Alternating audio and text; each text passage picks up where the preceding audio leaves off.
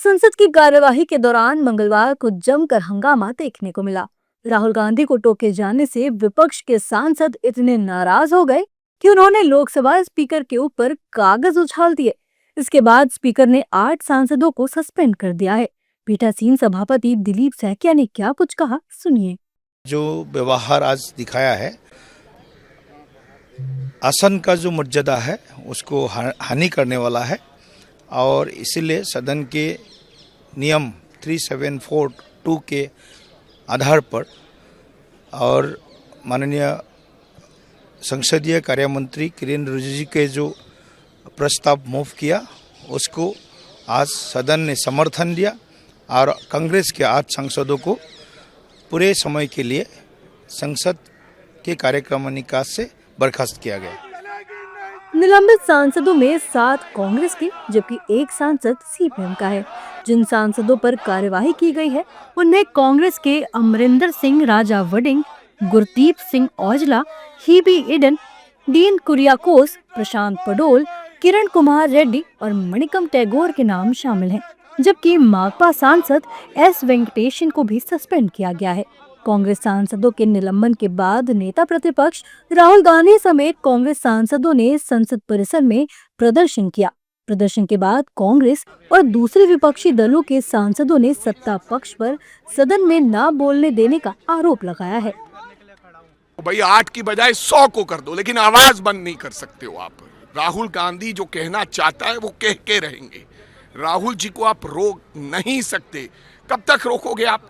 हमने कहा क्या है, हम केवल बात कर रहे हैं। हमने ऑथेंटिसिटी के लिए भी लेटर हेड पे राहुल गांधी जी ने लिख के टेबल कर दिया, इसके बावजूद भी आप बोलने नहीं दे रहे। और फिर अभी तक आपने जब तक राहुल गांधी को आगे डेफर कर दिया कि भाई फलां बोलेंगे, राहुल गांधी जी ने तो किसी चीज का लाइन को कोड ही नहीं किया। Leader of opposition Shri Rahul Gandhi ji was not allowed to speak in the August House. He was constantly trying to speak from yesterday. He authenticated the document submitted to the Honorable Speaker, laid it on the table. And during his speech also, I mean, members from the BJP were alleging Congress, including Tejasvi Surya, was always talking out of the context. He was not talking about the president's speech. Most of his speech was political. It was only to Congress को गाली देने के बारे में ही उनका पूरा भाषण था। दुर्भाग्य की बात है, ये अच्छा नहीं हुआ क्योंकि लोकतंत्र में और इस संसद में, लोकसभा में सत्ता पक्ष और विपक्ष तो पहलू हैं और नेता विपक्ष को बोलने नहीं दिया जा रहा है और ये कहा जा रहा है कि इस विषय पे आप नहीं बोलोगे, भारत चीन के संबंधों पे आप कुछ नहीं बोलोगे। ये कहा जाना अच्छा नहीं है। नेता विपक्ष जो विषय उनको ऐसा लगेगा देश हित में है, उस पर अपनी बात रखकर अपने कर्तव्य का निर्वहन कर रहे हैं। देखिए, प्रजातंत्र में किसी को बोलने से रोकना नहीं चाहिए और अगर बोलने के लिए रोका जा रहा है, उसके लिए सस्पेंड किया जा रहा है, तो मुझे लगता है ये खेदजनक बात है। क्योंकि प्रजातंत्र की सबसे मूल्यवान बात होती है कि आपको बोलने की आज़ादी है। अब बोलने की आज़ादी से कभी किसी को वंचित नहीं करना चाहिए। अगर आप वंचित करोगे तो ये अफसोस की बात है। मैं सीधा ये कहता हूँ, शुरुआत तो तब से होगी ना कि बोलने क्यों नहीं दिया गया। और दुख की बात है, कल भी मैंने आपको प्रतिक्रिया में कहा था कि सरकार ने पता नहीं क्यों, कौन एडवाइजर है, अपनी हठधर्मिता में उस आर्टिकल को पूरे देश में पढ़वा दिया। हर कोई ढूंढ ढूंढ के पढ़ रहा है। ऐसा क्या सच छुपाने का तरीका है? एक मजबूत मुल्क, मजबूत लोकतांत्रिक मुल्क जहां सत्ता हस्तांतरण पीसफुल होता है, उसमें सुनने का भी दिल होना चाहिए और उसके बाद साझा विचार होना चाहिए। ये ठीक नहीं है। एलओपी को जो बोलना है उसको तो बोलने देने चाहिए ना। कुछ गलत बोलेंगे तो प्रिविलेज होगा, लेकिन बोलने नहीं देंगे, ये तो ठीक नहीं है। आप उसको पसंद करो नहीं पसंद करो, लेकिन वो तो leader of the opposition in India है, उसको तो मानना पड़ेगा, रिस्पेक्ट देना होगा। उसका वॉइस चोक कर देंगे तो हमारा क्या वॉइस होगा? This is really destroying the democracy. It's a parliamentary practice, it is bad.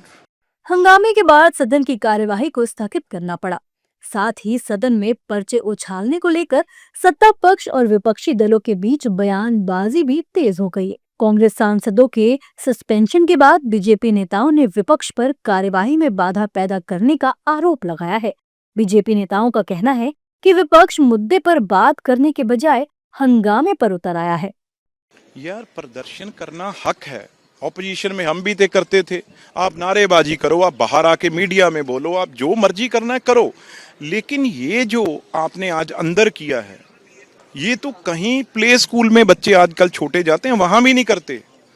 और ये जो राजा वड़ेंग साहब हैं, बड़े सीनियर लोग हैं, चाहे औजला साहब हैं, चाहे मानिक जी हैं और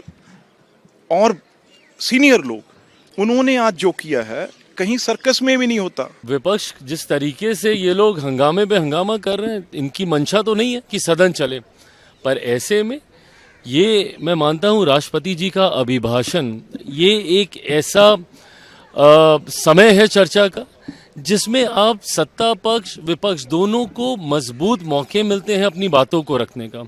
विपक्ष के पास ये पूरा मौका था अपनी बातों को रखने का। वो देश से जुड़े हुए किसी भी विषय पर वो अपनी बात रख सकते थे। इनको एसआर को लेकर इनको चिंता है, आने वाले दिनों में अलग अलग राज्यों में चुनाव को लेकर इनको चिंता है, ये हर विषय को रख सकते थे। और एक व्यक्ति की वजह से जिसको इन्होंने अपना नेता बनाया हुआ है, आपने बाकी दलों का भी समय आपने समाप्त कर दिया। जो घटना घटी है बहुत ही दुखद है। राहुल गांधी जी अपनी बात जो रखना चाहते रखे, उन्होंने जो ऑथेंटिकेट करना चाहा टेबल पर रखा, उसके बाद भी जानबूझकर वही बात को जिस पर स्पीकर ने कह दिया कि आप यह बात अलाउ हम नहीं करेंगे, उसको बार बार बोलने का कोशिश करना, जैसे उनके पास दूसरा कुछ बोलने का था ही नहीं।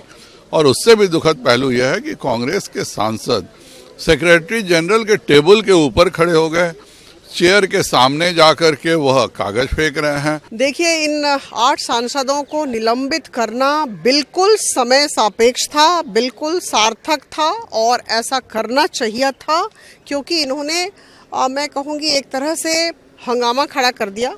और हम सारे सांसद, करीबन 500 से ऊपर सांसद लोकसभा में जाते हैं बातचीत करने के लिए, अपनी बातों को रखने के लिए, सीखने के लिए, समझने के लिए और देश की प्रगति में अपना हाथ बढ़ाने के लिए। और ऐसी स्थिति में कांग्रेस के जो सांसदगण हैं, इन्होंने जिस तरह से माननीय राष्ट्रपति महोदया के अभिभाषण पर व्यवहार किया, मुझे लगता है घोर निंदनीय है। देखिए, राहुल जी हमेशा इररिलेवेंट बोलते हैं। जब प्रक्रिया कार्यप्रणाली जानते हैं, उनको थोड़ा समझना भी चाहिए कि उसका नियम है। एक किसी भी विषय पर बोलना है तो उसकी एक प्रक्रिया में आता है, उस विषय पर बोले। जब नियमानुसार बोले ना, यूं ही अनर्गल कुछ भी कभी भी कुछ भी बोल दिया, ये थोड़ी चलता है। ये सदन है, तो सदन में मर्यादित व्यवहार करना चाहिए। सदन में लगातार नारेबाजी और हंगामे के बीच टीडीपी सांसद जीएम हरीश बालायोगी राष्ट्रपति के अभिभाषण पर धन्यवाद प्रस्ताव पर बोलने के लिए खड़े हुए। हालांकि हंगामा नहीं रुका और सदन को दोपहर 3 बजे तक के लिए स्थगित कर दिया गया। इसके बाद जब सदन दोबारा शुरू हुआ तो भी हंगामा जारी रहा और आखिरकार सदन को दिन भर के लिए स्थगित कर दिया गया।